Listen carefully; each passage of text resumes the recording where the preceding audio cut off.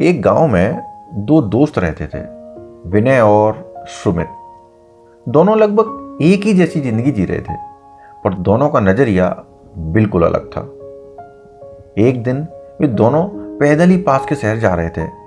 रास्ते में विनय हमेशा की तरह शिकायतें कर रहा था कि मेरे पास ये नहीं है, मेरे पास वो नहीं है, मेरी ज़िंदगी में कुछ अच्छा नहीं हो रहा है। और आखिरी में विनय ने फिर दुखी होकर कहा कि देखो सुमित, हमारे पास पहनने के लिए कितने साधारण और फटे हुए जूते हैं।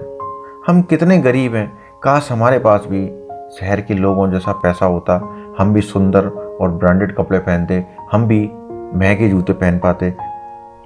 सुमित ने उसकी बात बड़े ध्यान से सुनी, लेकिन कुछ देर बाद वो चुपचाप एक जगह बैठ गया और खुशी से मुस्कुराने लगा। विनय ने हैरानी से पूछा, यार तुम्हें क्या हुआ? तुम्हारा दिमाग तो ठीक है, तुम मुस्कुरा क्यों रहे हो? और वो भी इतना ज्यादा मुस्कुरा रहे हो अचानक से। सुमित ने जमीन पर बैठे एक व्यक्ति की ओर इशारा किया जो अपने हाथों से मिट्टी हटा रहा था।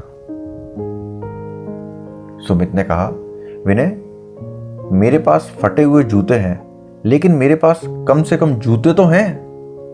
जरा उस आदमी को देखो, उसके पास तो पहनने के लिए पैर ही नहीं है। सुमित ने आगे कहा, हमें अपनी कमी पर रोना नहीं चाहिए, बल्कि हमारे पास जो कुछ भी है उसके लिए थैंकफुल होना चाहिए। एक ही चीज को देखने के दो तरीके होते हैं, अपनी कमी को देखकर दुखी होना या फिर जो है उसे देखकर खुश होना।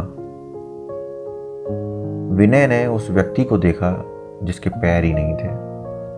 वो लंगड़ा व्यक्ति किसी तरह बैसाखियों के सहारे खड़ा हुआ और धीरे धीरे चलता हुआ उस भीड़ में कहीं खो गया। आज विनय को पहली बार अपनी शिकायतों पर शर्मिंदगी महसूस हुई। उस दिन उसने अपनी साधारण जिंदगी के लिए भी भगवान को शुक्रिया अदा किया और बोला, भगवान, कम से कम मेरे पास पैर तो हैं, जूते भले ही पुराने हों, लेकिन कम से कम मेरे पास पहनने के लिए जूते तो हैं, पैर तो हैं जिनमें ये जूते पहन सकता हूं।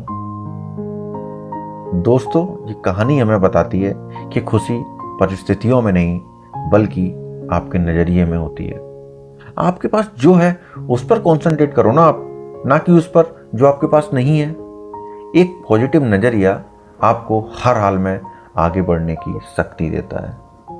तो अपना नजरिया हमेशा सकारात्मक रखो और उस चीज पर फोकस करो जो आपके पास है, ना कि उस पर जो आपके पास नहीं है।